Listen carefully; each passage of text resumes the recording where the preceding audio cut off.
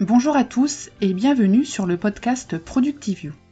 Je m'appelle Priscille Livenet, je suis une maman très active et aussi une blogueuse sur productivio.com. J'ai une passion pour l'organisation personnelle et professionnelle. Mon but est de vous aider à mieux vous organiser, à déterminer ce qui est essentiel, à vous concentrer sur cet essentiel et à le réaliser efficacement. Être efficace et productif, ce n'est pas tout faire. C'est faire ce qui compte réellement pour nous en fonction de nos objectifs et de nos priorités. Pour trouver la voie, je partage avec vous mes expériences, mais aussi l'expérience de femmes et d'hommes qui ont su se centrer sur leurs objectifs, leurs rêves et l'ont réalisé. Généreusement, ils nous expliquent leur cheminement et partagent avec nous leurs trucs et astuces. J'aime aussi lire des articles ou extraits de livres qui m'ont touchée et qui ont un lien avec la philosophie de la vie efficace. Voilà, c'est tout cela le podcast Productivio et j'espère que vous passerez de bons moments en ma compagnie.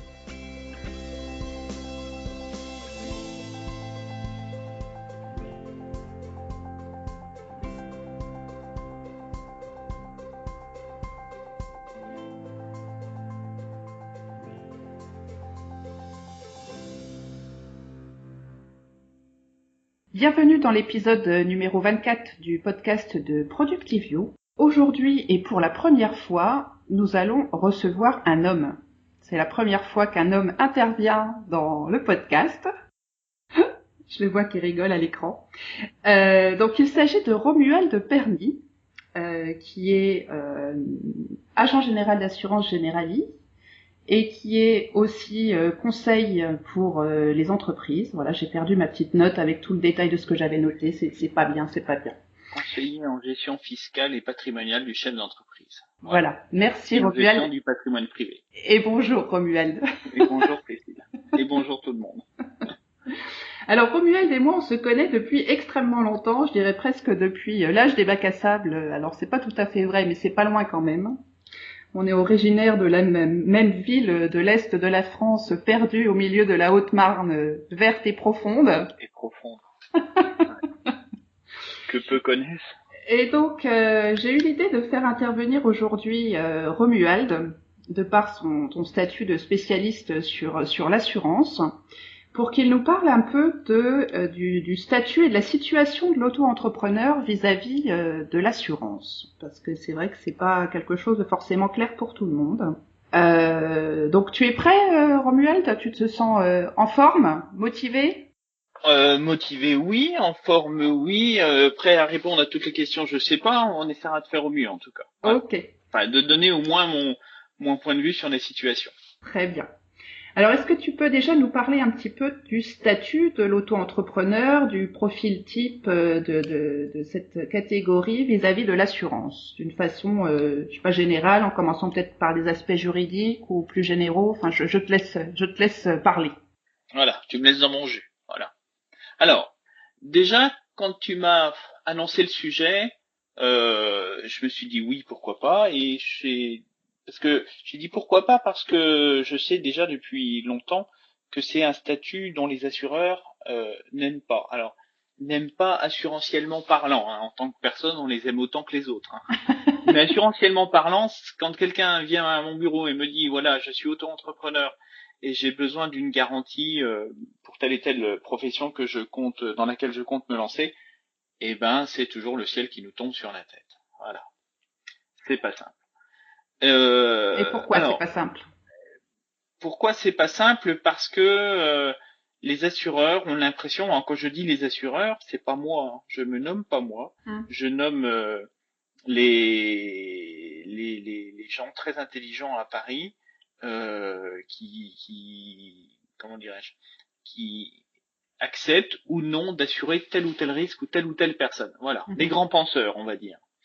Et pourquoi? Parce que ça a une connotation précaire, le statut d'auto-entrepreneur, dans le sens où on ne sait pas si c'est sérieux, pas sérieux, si ça va être pérenne dans le temps, si c'est une situation que la personne a réellement choisie ou sans dire subie, mais je me lance dans telle ou telle activité parce que en réalité j'ai pas de travail, ou alors j'ai été licencié et puis le fait d'avoir ce petit côté un peu incertain pour l'assureur fait qu'il n'a pas envie de l'assurer. Et c'est triste parce que moi je pars du principe qu'en assurance on peut tout assurer, voilà, tout est assurable. La seule chose, faut que ce soit une question de volonté. Donc l'auto-entrepreneur, au départ, c'est une idée politique.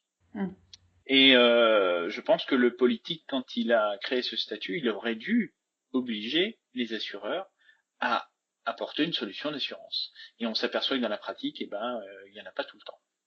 Voilà. D'accord. En tout cas, c'est pas facile à trouver. Et en plus de ça, on mélange à l'activité qui peut être diverse et variée. Elle peut être excessivement large. Hein. Ça va, auto-entrepreneur, c'est un statut fiscal et social. On y reviendra tout à l'heure. Enfin, tout de suite, là, après.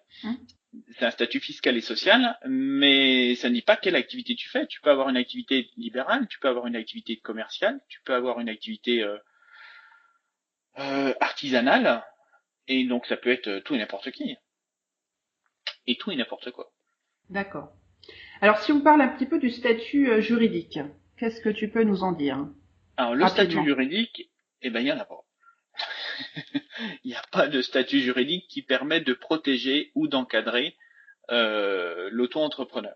Alors, quand je dis il n'y en a pas, parce qu'il y en a peut-être certains qui vont sauter au plafond et ils vont dire si, il y a un statut juridique, j'entends derrière ça, c'est que le statut juridique de l'auto-entrepreneur, on va dire, c'est l'artisan, le commerçant normal ou le professionnel libéral normal. Il n'y a pas de statut juridique sociétal. Voilà. C'est pas une SARL, c'est pas une société civile. Voilà. Il y a pas un cadre juridique qui te met vraiment en tant que personne morale. Tu restes un particulier qui exerce une profession avec tous les risques qu'il y a derrière. Alors les risques qu'il y a derrière, c'est quoi? T'es pas assuré ou t'es mal assuré. Tu as fait de l'artisanat, t'as mis de feu une maison, t'es responsable de l'incendie que t'as mis à la maison. Voilà. C'est en ça que je dis qu'il n'y a pas de statut juridique qui te protège en tant que personne. D'accord. Voilà. Très bien. Problème qu'on n'a pas quand on exerce en SARL. Voilà. Alors, on peut mettre le législateur a quand même pensé à une chose, c'est il peut se mettre maintenant en statut de IRL. Entreprise individuelle à responsabilité limitée. Voilà, l'auto-entrepreneur peut se mettre dans cette formule juridique-là, et il doit apporter à son EIRL, en tout cas sur le site de l'auto-entrepreneur.fr, je tiens à rappeler que l'auto-entrepreneur.fr, c'est le seul et unique site qui soit officiel et sur lequel il faille se référencer. Si une information est à aller chercher, c'est sur ce site-là et pas ailleurs. Et donc, dans les formalités, l'auto-entrepreneur peut affecter à son activité professionnelle un patrimoine spécifique qu'il a déterminé et qu'il mettra dans son statut de IRL. D'accord. Donc c'est ce qu'on appelle un patrimoine d'affectation. Le piège, entre guillemets, enfin le piège, c'est pas un piège, ce qu'il faut juste savoir, c'est tout le patrimoine d'affectation qu'on aurait pu mettre dedans, le jour où il y a une liquidation, c'est un bien qui peut être saisi en tant que bien professionnel. C'est-à-dire que si par exemple c'est quelqu'un qui avait un bâtiment dans lequel il décide de mettre ses outils et ainsi de suite, en cas de faillite ou en cas de liquidation, et s'il avait des dettes auprès de fournisseurs, ce serait saisi. Alors même que ce bâtiment-là serait sur un terrain privé. Alors après, ça reste quand même pas facile avant de saisir quelque chose sur un terrain privé, c'est pas ça. Mais, D'accord. Donc pour moi, c'est vrai que c'est le genre de situation que j'aime pas trop, quoi. Voilà. Parce que juridiquement parlant, on peut faire tellement de choses avec des vrais statuts que être un peu en étant freelance comme ça, c'est bien, mais ça reste quand même un peu dangereux. Après, ça dépend aussi des statuts de chacun, hein. Marié, pas marié, un gros patrimoine financier derrière, quelqu'un qui n'a rien à perdre. On parlait des étudiants tout à l'heure en off. Un étudiant qui n'a rien à perdre, il n'engage personne dans sa responsabilité, il n'est pas marié, il n'a pas d'enfant, il n'a pas de maison, il n'a pas de biens financiers, bon bah oui, ça peut être très très bien. Je pense que le statut d'auto-entrepreneur doit être réservé pour ce qu'il a été créé. On va y revenir tout de suite après là. Et non pas être détourné de ce pourquoi il a été créé. Voilà. D'accord. Et si on continue sur les statuts au niveau fiscal et social. Alors, qu'est-ce qu'il a, cet auto-entrepreneur? Ce que le législateur a voulu quand il a créé ce statut-là, il a voulu en vérité simplifier toutes les démarches administratives. C'est aussi simple que ça. C'est-à-dire que sous une seule entité et une seule déclaration au RSI, vous avez une cotisation unique qui correspond aux charges sociales et une cotisation, on va dire, symbolique qui correspond à l'impôt sur le revenu. Alors, je vous invite encore une fois à aller sur l'auto-entrepreneur.fr pour voir les taux de cotisation qui sont prélevés. Ils sont quand même beaucoup moins élevés que si on a une réelle, enfin je ne veux pas dire réelle, parce que il y en a qui vont penser que l'auto-entrepreneur c'est pas une réelle activité, quand tu es artisan c'est une réelle activité. Non. Donc c'est quand même des charges sociales qui sont beaucoup moins élevées, et ton impôt sur le revenu il est que de 1% du montant de ton chiffre d'affaires. Donc c'est quand même relativement faible. Et c'est en ça que certains professionnels, artisans, commerçants, professions libérales critiquent le statut d'auto-entrepreneur parce que ça leur fait, entre guillemets, une certaine concurrence. Parce que ils n'ont pas le même, on va dire, c'est l'ubérisation de l'artisan commerçant. Ouais. Voilà. Mais c'est ce qui se passe exactement pour les taxis. T'as des taxis qui vont payer des charges sociales énormes, et puis t'as celui qui passe par la plateforme Uber et qui va pas payer grand chose. Parce que eux aussi ont un statut d'auto-entrepreneur. Donc on arrive et c'est en ça, je reviens à l'assurance, juste petit aparté, où il y en a un, on considère qu'il a une situation précaire, alors que l'autre, il a une vraie situation stable. Voilà. D'accord. Donc, du niveau de l'assurance, c'est mieux d'avoir ce statut fiable. D'avoir un vrai statut d'artisan, commerçant, de profession libérale. Voilà. Oui. C'est un statut qu'on comprend, en tout cas. Alors je dis pas que voilà, c'est ça. Peut-être que dans 5 ans, 10 ans, les mentalités auront changé. Hein. Mais pour l'instant, ça reste ça.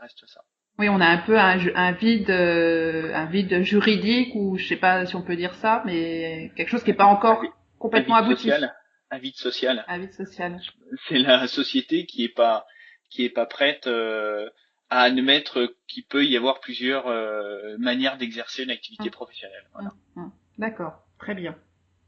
Alors, si on arrive sur la partie vraiment assurance, quelles sont les assurances qui peuvent concerner un auto-entrepreneur? Alors, un auto-entrepreneur, d'ailleurs, quand les chambres de commerce font les formations, ils disent bien, vous êtes auto-entrepreneur, mais vous devez vous assurer. Il y en a beaucoup qui passent la porte de mon bureau et qui me disent, je suis obligé d'être assuré. En vérité, c'est pas l'auto-entrepreneur qui est obligé d'être assuré, c'est dès l'instant où tu exerces une activité professionnelle. Alors, il y a rien d'obligatoire en soi d'être assuré ou de ne pas l'être, sauf pour certaines activités peut-être. Mais en tout état de cause, et ça vient du fait qu'il n'y ait pas de statut juridique, si tu n'es pas assuré et que tu crées un dommage à autrui, à quelqu'un, tu es responsable des dommages que tu as causés, tout simplement. Oui. Donc, tu as le choix de ne pas être assuré, et tu as le choix de t'assurer. Si tu n'es pas assuré, ça veut dire que tu n'as derrière aucun statut juridique type SARL qui pourrait te protéger. Alors, une SARL, juste pour faire très court, ça t'est protégé à hauteur du capital social de la société, sauf en cas de faute de gestion. Si tu veux, on pourra en reparler. Et donc, t'es quand même limité, t'as quand même d'un côté le patrimoine professionnel et de l'autre côté le patrimoine privé. Voilà, c'est aussi simple. Ça permet de cantonner les choses. Oui. Chose qu'on ne cantonne pas dans l'auto-entrepreneur. Sauf si t'es en EIRL, mais je sais pas s'il y a beaucoup d'auto-entrepreneurs qui se mettent dans le statut de EIRL en plus. Je suis pas persuadé. Donc au niveau de l'assurance, tu as les mêmes obligations. Je prends un exemple. Si par exemple tu es, on va prendre le cas le plus fréquent, je sais pas, mais le plus flagrant en tout cas, tu te lances dans le bâtiment. Alors, moi, dans ma région, celui qui se met auto-entrepreneur, c'est essentiellement ça. Quelqu'un qui a été licencié d'une entreprise, il a touché un chèque, et puis il savait pas quoi faire, mais sauf qu'il est à droite de ses mains, très à droite de ses mains. Auto-entrepreneur, même si c'est une situation précaire, ça veut pas dire que les gens ne savent pas travailler, attention. Moi j'ai des copains, c'est vraiment des pros du bricolage, enfin ils te refont des appartements, des maisons entièrement de comment dirais-je, de A à Z, mais ça n'empêche qu'ils n'ont jamais eu de formation ni de qualification pour pouvoir faire ce métier-là. Et donc, si on doit leur faire une garantie RC professionnelle ou RC exploitation, eh bien, ce sera difficile pour moi assureur, parce qu'ils n'ont pas les qualifications. Dans le bâtiment, c'est ce qu'on appelle les qualifications Qualibat pour exercer telle et telle activité, tout simplement. Donc, s'ils n'ont pas les qualifications, s'ils ont un statut d'auto-entrepreneur, eh ben, ce sera difficile pour eux de trouver un assureur qui sera capable de les assurer. D'accord. Alors, il faut se méfier. J'ai parlé de la responsabilité civile. Il y a plusieurs types de responsabilité civile. Il y a la RC exploitation. La RC exploitation, la responsabilité civile exploitation, c'est je lâche un marteau sur le capot d'une voiture, la voiture elle est abîmée, ça c'est de la RC exploitation.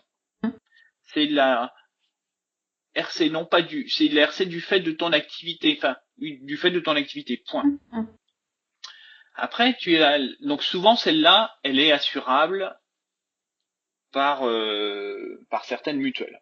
Mais ça, j'ai envie de dire, la RC exploitation, c'est comme la RC familiale, c'est le b.a-ba de l'assurance, quoi. C'est le b.a-ba de la responsabilité civile. Le plus gros morceau de la responsabilité civile dans le bâtiment, c'est la RC professionnelle. C'est-à-dire, un artisan, un auto-entrepreneur a posé du carrelage, sauf que le carrelage, il l'a posé sur une dalle qui a été faite par un maçon, mais qui était mal faite, ou qui a été bien faite, mais en tout état de cause, la colle qu'il a mis pour le carrelage, elle tient pas, le carrelage se soulève, t'as un enfant qui se blesse dessus, ou alors il devient ce qu'on appelle impropre à sa destination.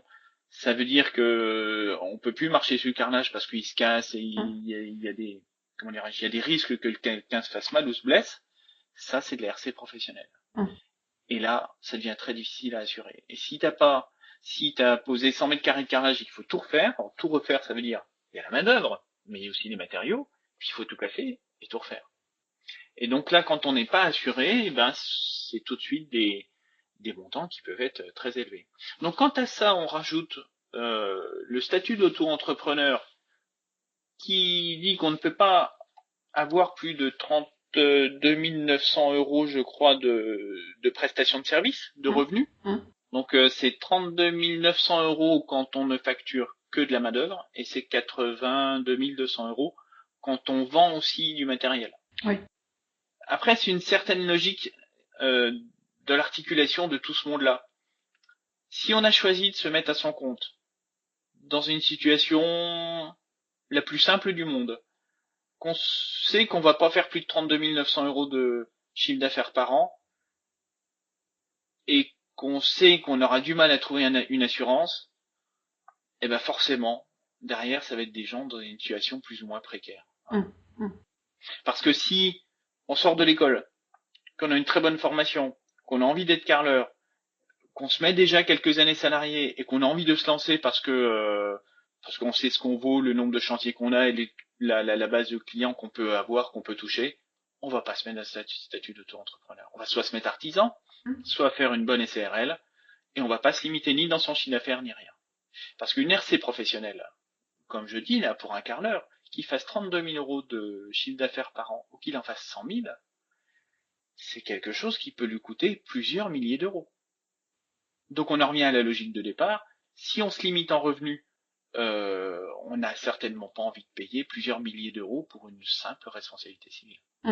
Oui, parce que effectivement, le revenu est limité. Naturellement limité de par ce statut d'auto-entrepreneur. Par contre, à côté, les montants des assurances, etc., eux, ils sont pas minorés parce qu'on est auto-entrepreneur. Non. On est d'accord. Non, ils sont pas minorés parce que c'est un peu comme les gens, ils me disent, je suis jeune permis, mais mon fils va acheter une vieille 205 qui a 20 ans, donc il va pas payer cher. Par rapport à l'autre qui achètera une Porsche. Là, il va payer plus cher. Non. Le jour où il va écraser quelqu'un, qu'il l'écrase avec une 205 qui a 20 ans ou qu'il l'écrase avec une Porsche, il sera toujours écrasé. Peut-être en meilleur état dans un cas que dans l'autre, mais il sera toujours écrasé. Donc le risque pour l'assureur, il est le même. Ouais. Si je me lance à poser du carrelage, à faire des centaines de mètres carrés de carrelage tous les ans, que je sois artisan et que j'en fasse pour 100 000 euros par an ou que j'en fasse pour 32 000, le risque sera le même. Peut-être même plus de risque dans le statut d'auto-entrepreneur, pour l'assureur, je parle. Parce qu'il n'a pas affaire à des gens qui ont les qualifications pour se lancer là-dedans. Ou pas forcément, en tout cas. Ou pas forcément. En tout cas. Ouais, tout à fait. Très bien. C'est pour ça que c'est un statut avec lequel il faut prendre des pincettes, parce que il y en a qui vont le prendre pour eux, mais attention, je veux surtout pas qu'ils le prennent pour eux. Mm. C'est les politiciens ont voulu faire quelque chose qui ils sont pas allés au bout du bout de la réflexion. Je pense. Voilà. Donc faut être prudent. Alors si on passe sur un autre aspect du statut d'auto-entrepreneur, c'est la partie plus personnelle prévoyance. Comment ça se passe? Eh ben très pareil. Eh ben pareil. Alors, je vais déjà parler juste un petit aparté. Alors c'est pareil, hein, je suis pas là pour faire un cours sur le statut d'auto-entrepreneur. On est d'accord. Hein, on est d'accord, parce que ils ont tout sur le site que je disais tout à l'heure. Mm. Par contre, donc dans le statut d'auto-entrepreneur, il y a comment dirais-je, pas statut, mais 3 activités possibles: artisan, commerçant, profession libérale. Mm. Donc le plus simple, c'est que si on est professionnel libéral et qu'on est, donc là je parle bien de la prévoyance, hein, je parle pas de la santé, je parle pas de la partie mutuelle où on va dire sécu, frais médicaux. Tout ce qui est sécu, frais médicaux, ça c'est pris en charge au même titre qu'un salarié. C'est très simple. Par contre, tout ce qui est prévoyance, c'est-à-dire garantie de salaire en cas d'arrêt de travail. Concernant les professions, concernant les activités libérales, c'est la même chose qu'un professionnel libéral. Il aura la joie, la chance et l'honneur d'apprendre qu'il n'a le droit à rien en cas d'arrêt de travail. Voilà. C'est tout le bonheur d'être profession libérale. Tout à fait. Voilà. Pas de par l'État, en tout cas. S'il peut se couvrir, il peut choisir quand même, lui, d'avoir une couverture. Alors, il peut après décider d'avoir une garantie de prévoyance, donc c'est-à-dire aller voir un assureur privé qui va lui proposer des indemnités journalières en cas d'arrêt de travail, et il aura la joie d'apprendre qu'il y aura très peu d'assureurs qui le garantiront en arrêt de travail. Pourquoi? Parce que dans la même logique que pour l'IRD, ou la responsabilité civile, un assureur pourra toujours se poser la question, enfin la logique qui va se dire, c'est je ne vais pas assurer quelqu'un en prévoyance, enfin un auto-entrepreneur en prévoyance, pardon, parce que si par hasard il n'avait pas de travail, il aurait peut-être une fâcheuse tendance à vouloir se mettre en arrêt maladie. D'accord. Voilà. La logique d'un assureur, je parle. Hein. Oui. Alors bien sûr, beaucoup peut-être vont hurler en écoutant le podcast. Oui, si je me mets auto-entrepreneur, c'est parce que j'ai envie de créer ma société, j'ai envie de démarrer, ainsi de suite. Je peux attention de me mettre en arrêt de travail. Oui, mais tout le monde ne réfléchit pas pareil. Voilà. D'accord. Et voilà. Mais il y a énormément de contrats. Je suis tombé la semaine dernière il y a 15 jours, pardon, sur un contrat où pure garantie accident. Il n'y a que des garanties accident dedans.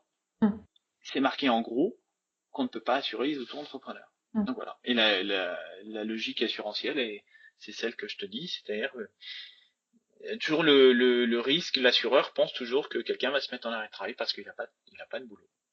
Voilà. Qui est moins vrai. La logique est moins vraie quand on est en SARL. Parce que si on est en SARL, on a des charges sociales à payer qui tombent tous les 3 mois, on a des fournisseurs à payer, on a des loyers, on a ci, on a ça, et forcément, on y va. T'auras pas une fâcheuse tendance à vouloir te mettre en arrêt de travail parce que t'as pas de boulot. Voilà. D'accord. Enfin, en tout cas, d'un point de vue de l'assureur. D'un point de vue de l'assureur, oui, tout à fait. On est d'accord. Et quand je dis l'assureur, je parle pas des agents généraux ni des courtiers, je parle des compagnies d'assurance qui créent les contrats.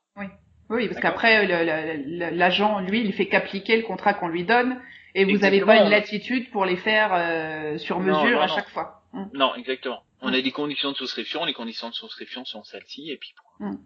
Très bien. Je te dis pas que je cautionne l'idée. Hein. Donc après, excuse-moi, je te coupe, on a parlé de profession libérale. Par contre, si dans l'auto-entrepreneur, il exerce une activité commerciale, là, il a droit à des indemnités journalières de par son statut d'auto-entrepreneur et de par les charges sociales qu'il paye. D'accord. Mais c'est quand même extrêmement limité en montant. Ben voilà, c'est extrêmement limité pour la simple et bonne raison, c'est que le taux de cotisation, il est sur le chiffre d'affaires. Le chiffre d'affaires est plafonné à 32 900 €. Donc de toute façon, elles vont être plafonnées, je sais plus trop. L'indemnité journalière, qui serait versée par le régime obligatoire de l'auto-entrepreneur quand il a une activité de commerçant, elle va de 5 € et quelques par jour en cas d'arrêt de travail à 52 € par jour en cas d'arrêt de travail. En gros, c'est à peine la moitié des 32 900 euros de chiffre d'affaires qu'il a le droit de déclarer. Voilà. Donc ça va pas bien haut. Oui, non, c'est clair. 5 euros par jour, même si tu as une moyenne de 20 euros par jour, se faire 600 euros par mois, tu maintiens pas un revenu ni une activité avec ça. C'est certain. Voilà. Et pareil en AVIT, en décès, les capitaux sont vraiment très très faibles. Donc d'où l'intérêt donc de compléter avec une prévoyance. D'où l'intérêt de compléter avec Si une on prévoyance. peut. Si on peut. Voilà, c'est ça. Et là encore, le montant, par contre, lui, sera pas minoré, il sera quand même très important. Ah bah l'avantage de passer par un assureur privé quand on en trouve un, c'est justement d'avoir des garanties forfaitaires souvent. Là, je vous invite à aller sur mon site qui est jlm-assurance.fr où là j'explique au niveau des prestations de prévoyance qu'il y a deux principes. Il y a le principe indemnitaire et le principe forfaitaire. Principe forfaitaire, tu payes tant par mois de cotisation pour avoir tant par jour en cas d'arrêt de travail. Et le jour où tu te retrouves en arrêt de travail, on ne te demandera pas de savoir si tu as réellement ou non perdu cette somme-là. Principe indemnitaire, c'est ce qu'on trouve dans l'assurance automobile. Tu casses ta voiture, elle est estimée à 10 000 euros, on ne donnera jamais plus que 10 000 euros, même si tu en aurais voulu 12. Voilà. Ça, c'est le principe indemnitaire. Donc en arrêt de travail, en prévoyance, le principe indemnitaire, tu as souscrit par exemple une indemnité de 50 euros par jour, ça fait donc 1 500 euros par mois. En cas d'arrêt de travail, il faut que tu justifies de perdre réellement 50 euros par jour. Si financièrement tu n'arrives à prouver qu'une perte de 30 euros par jour, et l'assureur te donnera que 30 euros par jour. D'accord. C'est un principe indemnitaire. Ok. Très peu savent ça. Très peu de gens qui souscrivent le savent. Et ce n'est pas écrit sur ce qu'on appelle les conditions particulières. Quand on souscrit un contrat d'assurance, il y a deux volets. Il y a le petit livre que personne ne lit, qu'on appelle les conditions générales, qui va très vite à la poubelle. Voilà. Que même certains assureurs ne lisent jamais. Voilà. C'est le truc qu'on lit quand on est en arrêt de travail, quoi. Quand il y a un peu pas. Voilà. Et il y a ce qu'on appelle les conditions particulières, qui sont vraiment ce que l'assuré signe, les conditions particulières, qui sont les garanties que l'assuré a choisies. Donc l'assuré, il a bien choisi d'avoir 50 euros par jour, oui.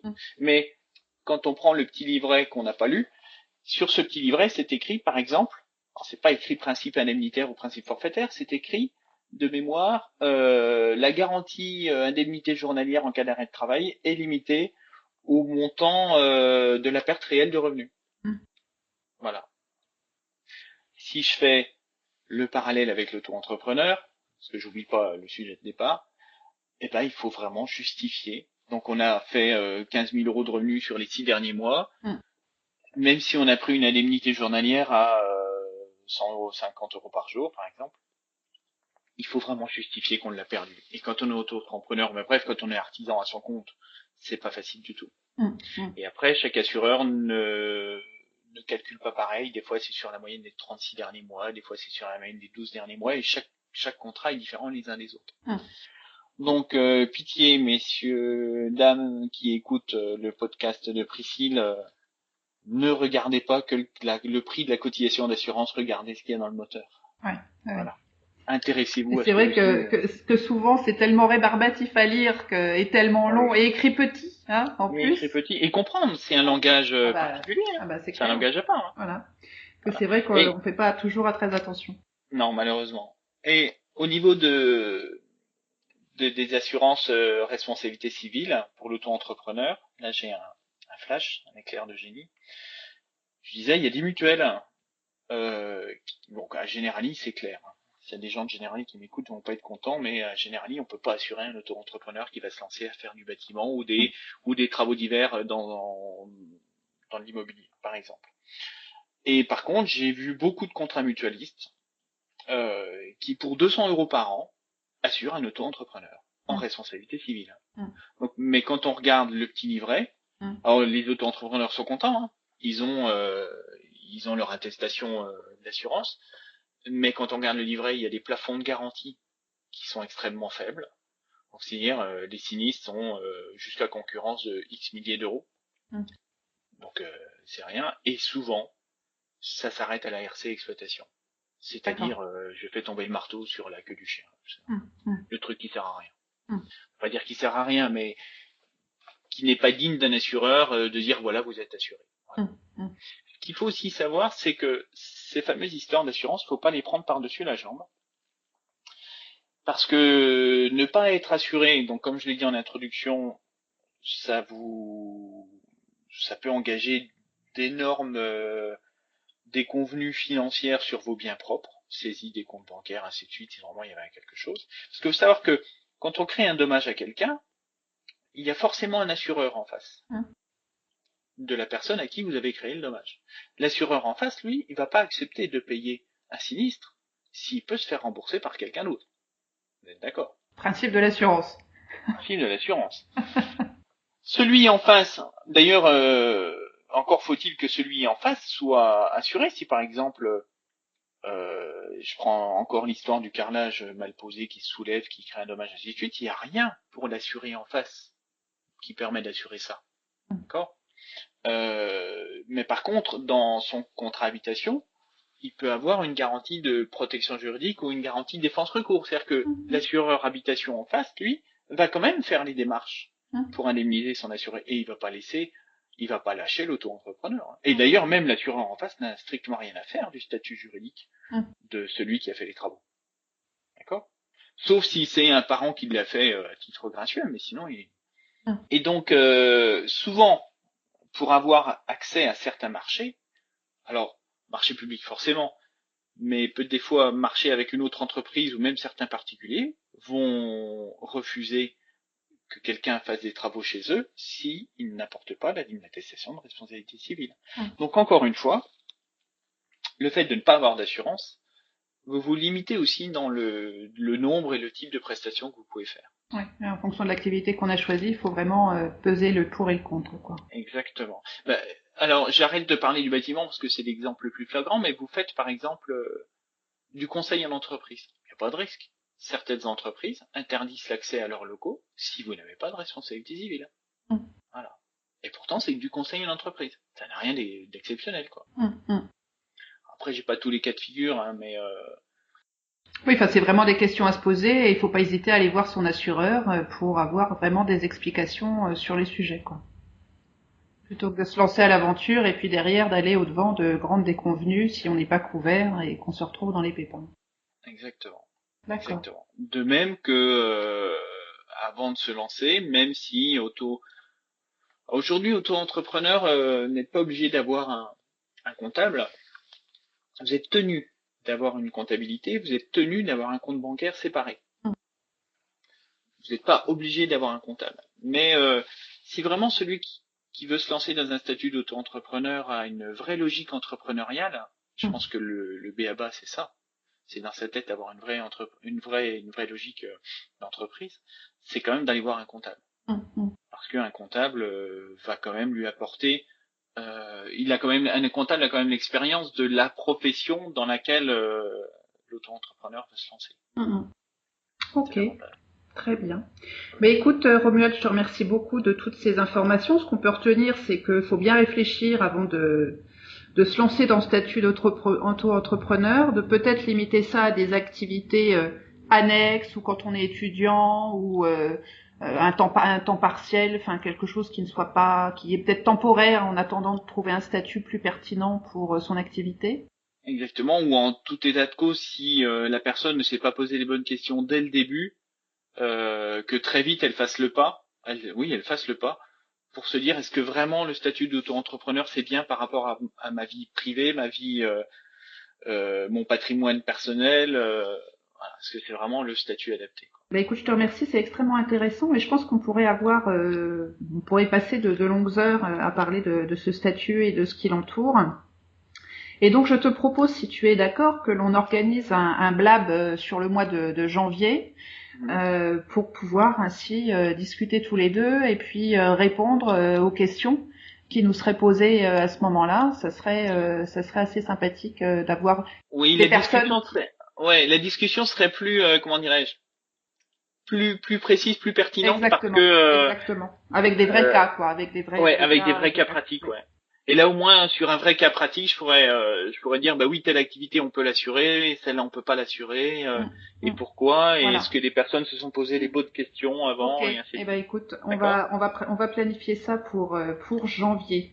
Je te remercie beaucoup. Alors aussi pour nos éditeurs, on aura l'occasion de retrouver Romuald d'ici quelques semaines, cette fois sur un autre sujet qui sera plus tourné vers les autres statuts juridiques et comment créer son statut en fonction de ce qu'on veut faire de son entreprise, si on a envie de la léguer, de la transformer, de la vendre à terme, puisque c'est des questions qu'il faut se poser dès la création de l'entreprise et pas la veille de prendre sa retraite.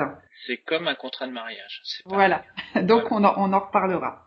Eh bien écoute Romuald, je te remercie 1000 fois. On va clôturer cet épisode. Merci de ces précieux conseils. Merci. À bientôt. À bientôt. À bientôt tout le monde.